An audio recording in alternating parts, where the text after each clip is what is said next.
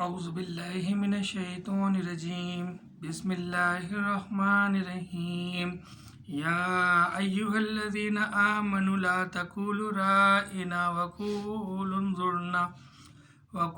انظرنا واسمعوا وللكافرين عذاب عليم۔ اے ایمان والو، تم نبی صلی اللہ علیہ وسلم کو رائنا نہ کہا کرو بلکہ انظرنا کہو، یعنی ہماری طرف دیکھیے اور سنتے رہا کرو، اور کافروں کے لیے دردناک عذاب ہے۔ جیسا کہ کل آپ کو میں نے بتایا تھا کہ یہاں اللہ تعالیٰ نے ایمان والوں کو سختی کے ساتھ یہ یہاں پر وعید کی ہے اور ہمیں حکم بھی دیا ہے کیونکہ جو یہ لفظ ہے رائنا، اصل میں یہ لوگ جو تھے ایمان والے بھی اور مشرکین بھی، سب مجموعہ جو تھا وہ عربی زبان میں رائنا کہتے تھے۔ اس کا مطلب تھا لحاظ کرنے والا اور خیال کرنے والا۔ تو جو ان میں سے بغض رکھنے والے تھے نا نبی صلی اللہ علیہ وسلم سے، اور کینہ رکھتے تھے اور جلتے تھے اور دشمنی رکھتے تھے، اندر دل میں نفرت تھی ان کے، تو وہ اس لفظ کو بگاڑ کر بولتے تھے نبی صلی اللہ علیہ وسلم کو رائنا اور رائنا، یہ ملتا جلتا تو ہے لفظ، بولنے میں پکڑنے میں نہیں آئے گا، لیکن میں ظاہر سے ہوتے وضاحت کی وجہ سے آپ کو بتا رہا ہوں، تو مجھے اس لیے اس کو لفظ کو زور دے کے بتانا پڑ رہا ہے۔ رائنا وہ لوگ کہتے تھے جس کا معنی تھا احمق، یعنی کہ وہ نبی صلی اللہ علیہ وسلم کو کیا کہتے تھے اندر سے؟ احمق، رائنا۔ تو اللہ تعالیٰ نے اس آیت کو نازل کر کے یہ بتایا کہ تم اس لفظ کو ہی چھوڑ دو، جو احتراماً بھی جو صحیح بھی کہتے تھے نا رائنا، ان کے لیے بھی کہا، اور جو یہودی تھے اور جو مشرکین تھے ان کے اوپر بھی یہ آٹومیٹک لاگو ہو گیا یہ لفظ کہ ابھی آئندہ رائنا نہیں کہا جائے گا، جبکہ رائنا کا مطلب خیال کرنے والا تو ہے، لیکن تم اپنے نبی کو انظرنا کہو گے، یعنی کہ ہماری طرف دیکھنے والا، ہماری طرف دیکھیے۔ اللہ تعالیٰ نے یہ جو آیت ہمیں بتائی ہے نا، اس میں ایک تو یہ بات ثابت ہو گئی کہ ہمیں نبی صلی اللہ علیہ وسلم کو اچھے ناموں سے پکارنا ہے، اور نبی صلی اللہ علیہ وسلم کے ساتھ ساتھ ہمیں اور لوگوں کو بھی اچھے ناموں سے پکارنا چاہیے، کسی کا نام نہ بگاڑ کر پکارا جائے، اللہ تعالیٰ کو یہ بات پسند نہیں۔ ہاں، اگر کوئی جیسے آپس میں دوست یار ہنسی مذاق میں ایک دوسرے کا نام ایسے وقتی طور پر ایک دو دفعہ پکار لیتے ہیں کہ جس میں دوست آپس میں ایک دوسرے کی اس مذاق والے الفاظ کو دل پر نہیں لیتے، دل آزاری نہیں ہوتی، تو اتنی گنجائش چل جاتی ہے مذاق کی حد تک دوستی میں، لیکن وہ کبھی کبھار کا ہے۔ اگر معمول کے مطابق اس کا نام رکھ دیا جائے ایسا، تو ظاہر سی بات ہے پھر جس کو پکارا جائے گا وہ بھی چڑھے گا، اور پھر یہ بات غلط بھی ہو جائے گی، کیونکہ مذاق حد تک کے اچھا لگتا ہے، تو اگر اس کا نام پرماننٹ ہی وہی رکھ دیا جائے بگاڑ کر، تو پھر یہ بات غلط ہو جائے گی، ایسا نہیں کرنا چاہیے۔ یہاں پر اللہ تعالیٰ نے یہ منع فرمایا، اور یہ بھی ساتھ میں کہا کہ کافروں کے لیے جو دردناک عذاب ہے، یقیناً ان کے لیے بھی دردناک عذاب ہوگا جو اپنے مسلمان بھائیوں کا نام بگاڑ کر اس کو پکارتے ہیں ایسے۔ نہ تو اہل کتاب کافر اور نہ مشرکین چاہتے ہیں کہ تم پر تمہارے رب کی کوئی بھلائی نازل ہو۔ ان کے اس حسد سے کیا ہوا؟ اللہ تعالیٰ جسے چاہے اپنی رحمت اور خصوصیت سے عطا فرمائے، اللہ تعالیٰ بڑا فضل والا ہے۔ جس آیت کو ہم منسوخ کر دیں یا بھلا دیں، اس سے بہتر اس جیسی اور لاتے ہیں، کیا تو نہیں جانتا کہ اللہ تعالیٰ ہر چیز پر قادر ہے؟ یہاں اللہ تعالیٰ نبی صلی اللہ علیہ وسلم سے کہہ رہے ہیں کہ اہل کتاب جو ہیں، یعنی کہ یہودی اور عیسائی، کیونکہ یہ دونوں اہل کتاب بھی ہیں، لیکن مشرکین جو ہیں وہ اور منافق جو ہیں، اور ایک ایسا گروہ جو کسی کتاب کو نہیں مانتا۔ ہمارے نبی صلی اللہ علیہ وسلم کے وقت میں یہ بہت سارے گروہ تھے ایسے، جو عیسائی بھی تھے، یہودی بھی تھے، اور بنی اسرائیلی ہی یہودی تھے، اور نصاری تھے، صحابی تھے، اور منافقین بھی تھے، اور ایک ایسی گروہ بھی تھی جو نہ کسی نبی کو مانتی ہے نہ کسی خدا کو مانتی ہے، और न किसी की इबादत करती है। तो वो इन सारे गिरोहों को अल्लाह ताला कह रहा है कि अगर तुम चाहते हो कि ये अल्लाह ताला इनके ऊपर अपना फजल नाजिल करे तो ऐसा नहीं होगा। अल्लाह ताला तो जिसे चाहता है उसके ऊपर अपनी रहमत फरमाता है और जिसे चाहता है उसे रास्ते से हटा देता है, उसको भटका देता है, लेकिन जानबूझकर नहीं। जैसे कि पहले बता चुका हूँ, जो अपने करतूतों की वजह से, अपनी हरकतों से जो इस रास्ते हट जाता है, अल्लाह ताला उसी को ही भटका देता है, यानी कि उसके दिल पर मोहर लगा देता है कि अब तुम्हें कोई हिदायत मिलने वाली है ही नहीं। अल्लाह ताला जिस आयत को चाहता है उसे मनसूख भी कर देता है कि अल्लाह ताला ने जिन आयतों को पहले नाजिल किया और फिर उसके बाद उसको मनसूख कर दिया, यानी कि उसको ख़त्म कर दिया कि नहीं इस बात को हटा दो, तो वो कुरान पाक में नाजिल भी नहीं हुई हैं ऐसी बातें। और अल्लाह ताला कह रहा है कि वो जो चाहता है वो करता है, वो हर चीज़ पर कादिर है। और अल्लाह ताला ने वक्त को देखकर जो उस वक्त की जो मुनासिबत थी उसी हवाले से अल्लाह ताला ने यहूदियों को जवाब देने के लिए, अपने नबी सल्लल्लाहु अलैहि वसल्लम की दिल की तसल्ली के लिए, उनके सवालों के जवाब देने के लिए जो आयतें नाजिल की है वही कुरान पाक में शामिल है। क्या तुम्हें इल्म नहीं कि ज़मीन और आसमान का मालिक अल्लाह ही के लिए है और अल्लाह ताला के सिवा कोई वली और कोई मददगार नहीं। अल्लाह ताला ये कह रहे हैं नबी सल्लल्लाहु अलैहि वसल्लम से, और हम सबसे भी है ये हुक्म, ये बात कि ज़मीन और आसमान का जो भी मालिक है वो अल्लाह ताला ही है और अल्लाह ताला के सिवा कोई भी मददगार नहीं है और ना ही कोई हमारा हामी है। अल्लाह के सिवा कोई भी ऐसा नहीं है जो अगर अल्लाह ताला अगर जिससे चाहे कोई चीज़ छीनना, तो कोई भी ऐसी ज़ात नहीं है अल्लाह के अलावा कि वो चीज़ उसको देने में कामयाब हो जाए। और अल्लाह ताला जिसे देना चाहे, तो पूरी दुनिया में कोई भी ऐसा नहीं है, पूरी कायनात में कोई ऐसा नहीं है कि वो उस चीज़ को रोक दे देने से। सिर्फ एक अल्लाह ताला ही है जो हर चीज़ पर कादिर है। क्या तुम अपने रसूल से यही पूछना चाहते हो जो इससे पहले मूसा अलैहिस्सलाम से पूछा गया था? सुनो, ईमान को कुफर से बदलने वाला सीधी राह से भटक जाता है। यहाँ पर अल्लाह ताला उन तमाम लोगों से मुखातिब हो गया जो कि नबी सल्लल्लाहु अलैहि वसल्लम के दौर में मौजूद हैं कि क्या तुम अपने रसूल से वही सब कुछ पूछना चाहते हो जो कि मूसा से पूछा गया था। और जो जो मूसा से पूछा गया था वो सब आप लोगों ने समाप्त किया है कि अल्लाह कैसा दिखता है, अल्लाह क्या कर रहा है, अगर तुम नबी हो तो फिर ये कर दिखाओ, वो करके दिखाओ, तुम्हारे साथ फरिश्ते होने चाहिए थे, अल्लाह को अगर हमसे बात करनी है तो वो हमारे सामने है, इसी तरह की वो बातें हैं। तो अल्लाह ताला कह रहा है कि तुम इस तरह की अगर हरकतें करते हो तो यकीनन तुम भटकने वालों में से हो। इन अहले किताब के अक्सर लोग बावजूद हक वाज़े हो जाने के महज हसद और बुग़्ज़ की बिना पर तुम्हें भी ईमान से हटा देना चाहते हैं।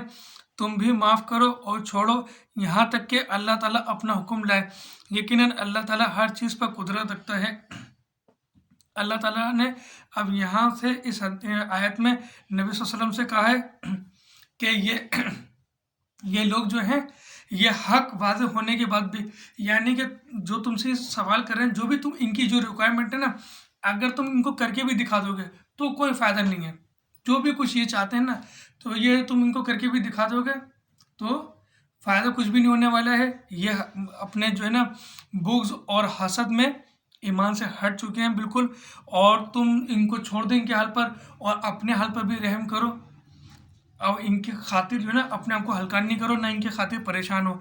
अल्लाह ताला हर चीज़ पर कादिर है और इनको जो है ना उस वक्त पे आने के लिए छोड़ दो जो वक्त क़यामत का है ना आने का। जब वो वक्त आ जाएगा तो सब अपनी आंखों से देख लेंगे कि क्या सच था और क्या झूठ था। व अकीमुस्सलात व आतु ज़कात व मा तुक़द्दिमू लिअन्फुसिकुम मिन खैरिन तजिदूहु इंदल्लाह इन्नल्लाह बिमा तअमलून बसीर। तुम नमाज कायम करो, ज़कात देते रहो और जो कुछ भलाई तुम अपने लिए आगे भेजोगे सब कुछ अल्लाह के पास पालोगे। बेशक अल्लाह ताला तुम्हारे अमाल को खूब देख रहा है। नमाज कायम करनी है और ज़कात देनी है। ये आयत अगरचे नबी वसल्लम के ऊपर बरह रास्त है, लेकिन ये तमाम मुसलमानों के लिए हुक्म भी है और इसमें नसीहत भी है कि नमाज कायम करो, ज़कात देते रहो, और जो भी तुम अच्छे काम करोगे दुनिया में वो सब तुम क़यामत के दिन अल्लाह ताला के पास पालोगे, उसकी उजरत तुम्हें मिल जाएगी क़यामत के दिन। बेशक अल्लाह ताला हमारे अमाल से खूब वाकिफ़ है। जो जैसा भी अमल कर रहा है अल्लाह ताला सबके अमल से वाकिफ़ है।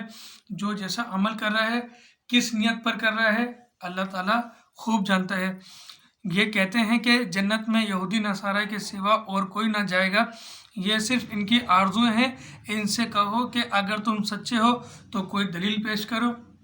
यही बात जो पहले गुजर चुकी है वही दोबारा आई है कि जो ये यहूदी और बनी इसराइली में यहूदी और नसारा ही थे ना, तो वो ये कहते हैं कि जन्नत में हमारे सिवा और कोई नहीं होगा।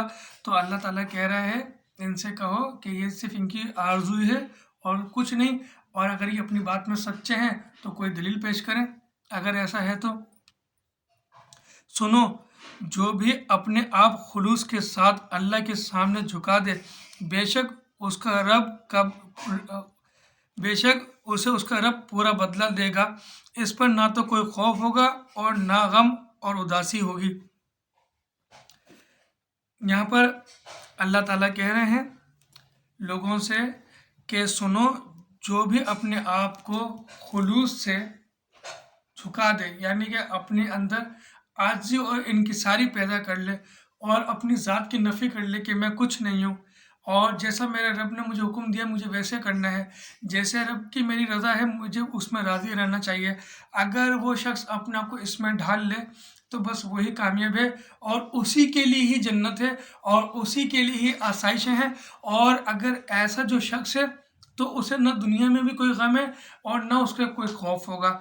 और ऐसा शख्स अपने रब के सामने जब खड़ा होगा तो बिल्कुल सुरखरू होकर खड़ा होगा और अपने रब के सामने वो बल्कि इस मुंतज़िर में होगा, वो इस इंतज़ार में होगा कि कब मेरी अपने रब से जल्द मुलाकात हो, क्योंकि उसने अपने आप को दुनिया में जो इस तरह से बनाया था वो बनाने की वजह यही थी कि वो अपने रब से मोहब्बत करता है और उसे अपने रब के सामने पेश होना है।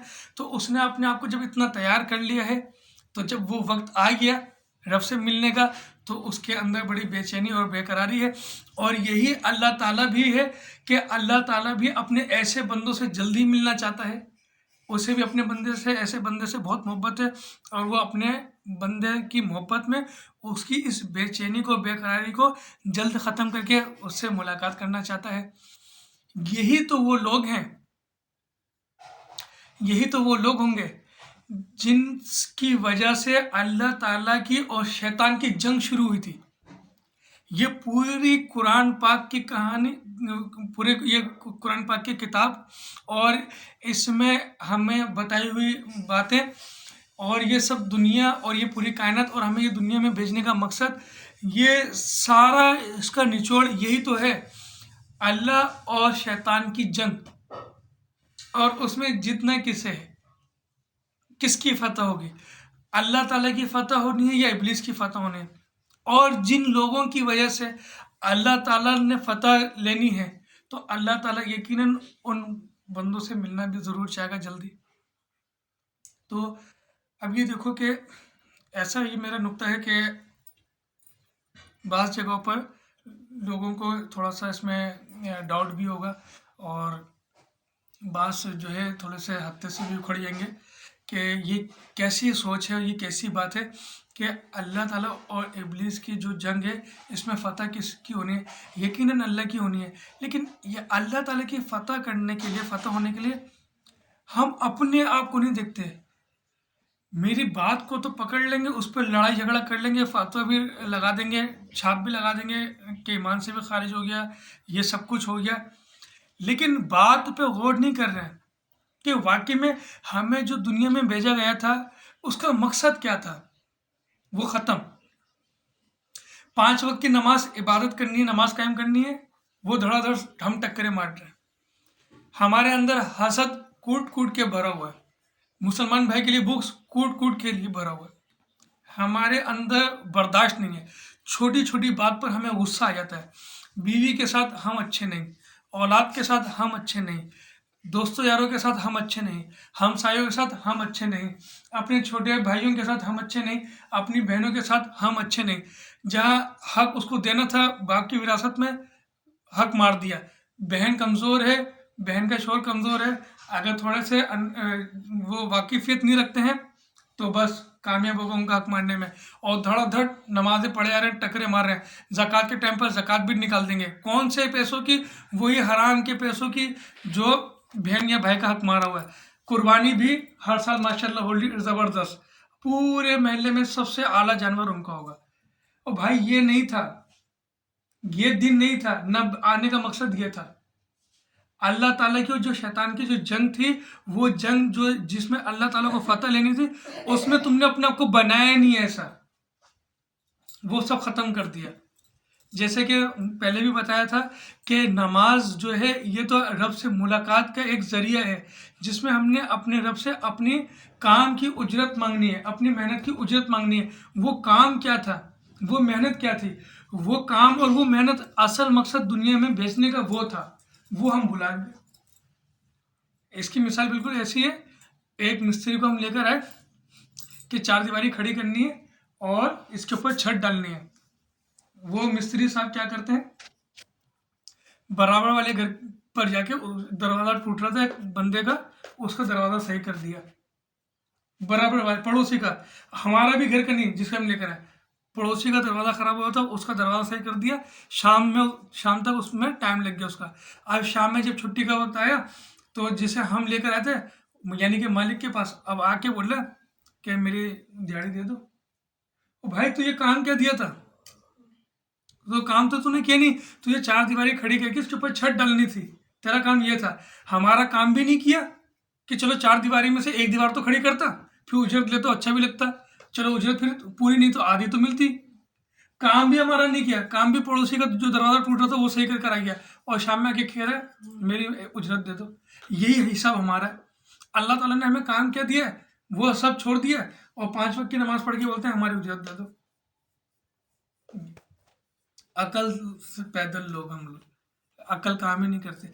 भाई ये कुरान पाक सीधा सीधा आसान सा है, वाज़े बता रहा है कि तुम्हारा मकसद क्या है, तुम्हें करना क्या है, तुम क्यों इस दुनिया में आके जी रहे हो, तुम्हें करना क्या है, तुम्हारी आखिरत में तुम उनसे हिसाब किताब किस चीज़ का लिया जाएगा, ये सब भूले बैठे। ये अभी अगर आप में से किसी को सवाल अगर कोई पैदा हो तो ज़रूर पूछें, ताकि उस सवाल को क्लियर किया जाए। ऐसे दिल में सोच रखकर और ऐसे दिल में खुद ही फतवा लगाकर मेरे ऊपर कोई फ़ायदा नहीं। अकल को तस्लीम करने वाली बात अगर नहीं है तो फिर सवाल किया जाए, ताकि जिसकी अकल तस्लीम नहीं कर रही बात अगर अकल से ऊपर है तो फिर इसको वाज़ेह करेंगे। इंशाअल्लाह अल्लाह ताला से दुआ है कि अल्लाह ताला हमें ईमान पर ख़ात्मा अता फरमाए।